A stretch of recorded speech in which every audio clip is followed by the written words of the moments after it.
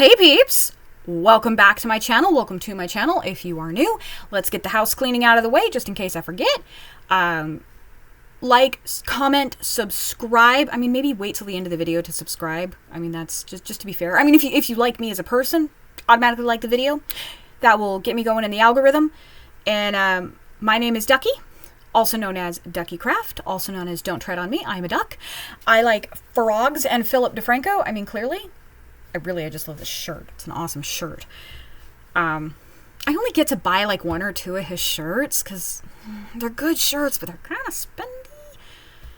And he even admits that they're kind of outside some people's price range. I just really love his shirt, so I try to get one or two when I can. I'm adjusting my bangs again because of course I am. I think that's just going to become like a thing. I'm always adjusting my bangs. So we are back with some more AITA. Oh, we're a minute in. Am I the asshole? I can swear now. YouTube doesn't care. YouTube, the 90s called. They'd like their censorship goblins back. Next week will be another MLM. So I do those like every third or fourth video. If you're not big on my MLM content, that's okay. Come back for the AITA content. That's, we live for the petty.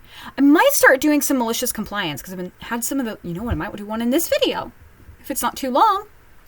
Because some of the malicious compliance stuff has been pretty stinking awesome. And I was just like, that's cool. I wish I'd thought of that when I was working for an employer that, oh my goodness. How those people have not been shut down yet. I'm sure we've all had that experience. So, we're going to kick off our video today. We're 2 minutes in, but whatever.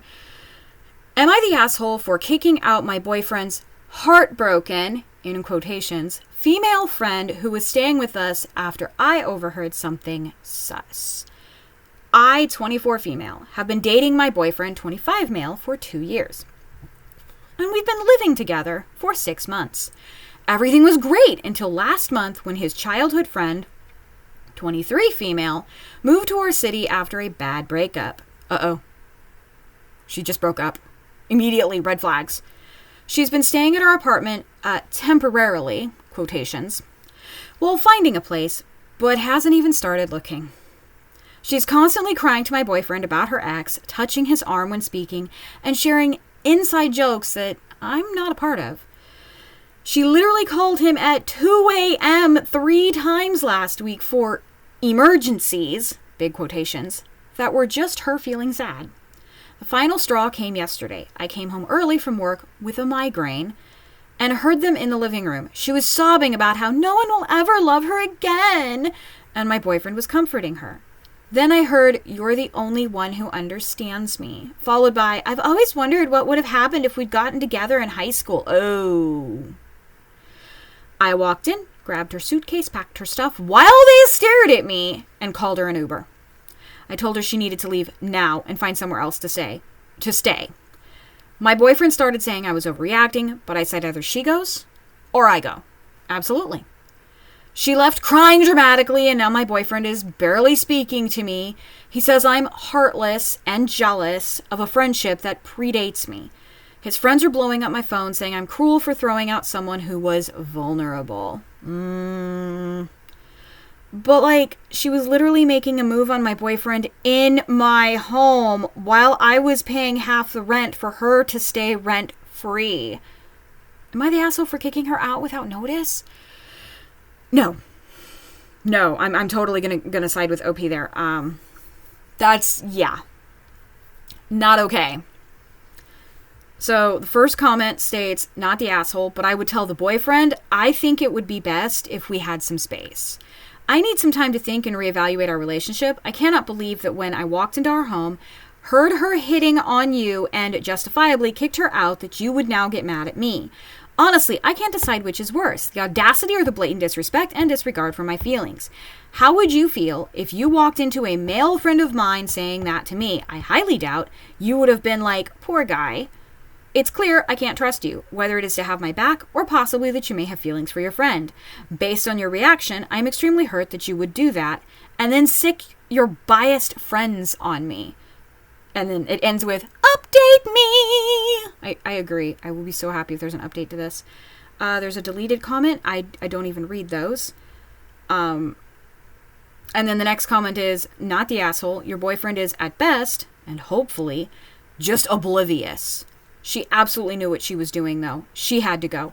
Boyfriend better come around and see your side of things, or else he's going to have to go, too. I agree. But where I'm coming from is from a renter's perspective. So she's not even subletting. She's just staying there for free, and she's been there for almost 30 days. Or even been there for 30 days, because I think she said for a month. Yeah, she's been there for a month. Bye. From a subletting perspective, and in a lot of jurisdictions, if she were to have to call the police on this person, they'd say, well, is she living here? Well, no, she's just staying here for a while. How long has she been here? The minute they hear anything close to a month or over 30 days, they won't even touch it. It's now a civil matter. And then from a renter's perspective, a lot of landlords get really upset when there are people living in the home that are not on the lease or that they were not made aware of. This is a person who's not on the lease, so she's not even subletting. So it's sticky. If the boyfriend and you were paying rent, it gets sticky really fast. One night, no big deal. Couple nights, no big deal. But going on a month kind of becomes a big deal. That's a temporary solution that quickly became, well, permanent. So let me see. I think I decided we're going to do some malicious compliance. So give me a minute to look something up. All right. I found a malicious compliance. A little bit out of my norm, but like I said, I've been reading some malicious compliance lately, and I like them. So far, all I have read is the first sentence. Well, the title and the first sentence, and then I tapped on it. So this is a fresh reaction. Malicious compliance. I love the username of this person, Lucy Bloom. My kitty cat's name is Lucy. One of my kitty cat's names. I have more than one. I got Hermie Mermie sitting next to me right now. If I can figure out a way to get him in the background, because there's actually a decent amount of space back here. Like I can't even reach that. There's room for me to put a cat tree. He likes laying right down next to me. I don't know why. Anyway, this says, you want every mail printed and handed to you? Sure thing, boss. This sounds like something I would do. I used to work for a middle manager who hated reading emails. Most middle managers do. Every time we'd send project updates or questions, he'd ignore them. When called out on it, he loudly declared, if it's important, print it and hand it to me. I don't read emails. Alrighty then. Cue the malicious compliance. I printed every single email I sent him. Reminders, client follow-ups, even memes someone accidentally CC'd to me. That's great. I'd walk over to his desk 6 to 8 times a day with a mini stack of paper, like, per your request. Within a week, his desk looked like a filing cabinet exploded. My desk looks like that anyway. Sorry. He couldn't find anything. Okay, well, I can at least find things. Coke Zero moment. Hey, Coke Zero, sponsor me. He started snapping, why are you printing all this? I smiled sweetly and reminded him, you told us to. 2 weeks later, he sent out a company-wide email, yes, really, asking us to only email him from now on. Guess he learned how to open Outlook. That's great. And the first comment is, first 3 comments. Oh, great. I love it when people are like, I have a similar experience. And then they just start sharing. I love those threads. I had a boss like this.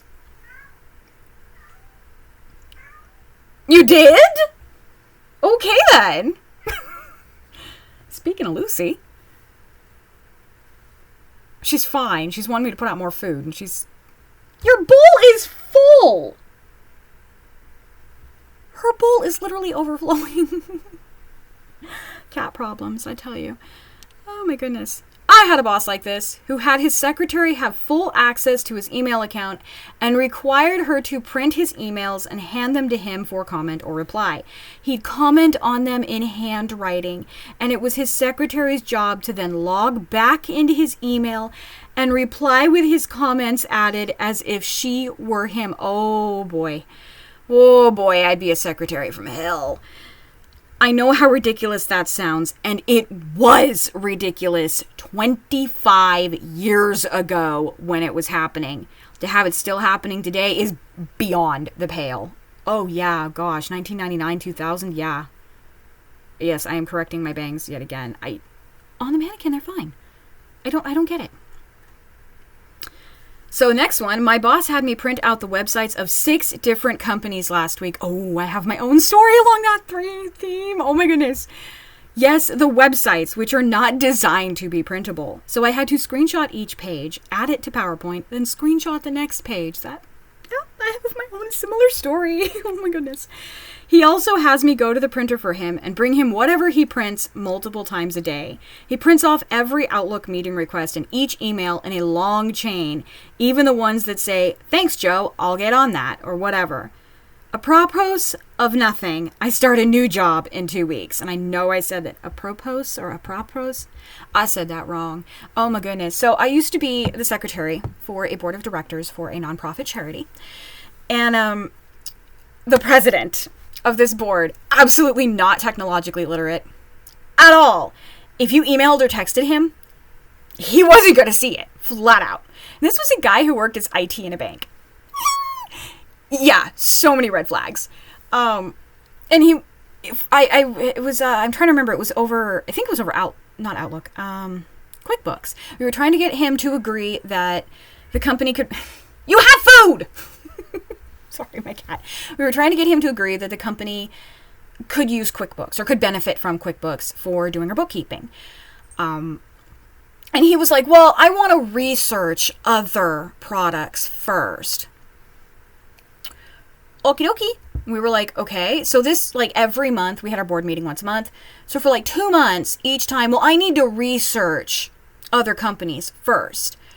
Well, our treasurer, her idea was to get a hold of like the information pamphlets for QuickBooks. It was like, she printed it off. It was like 3 pages. It wasn't even too bad.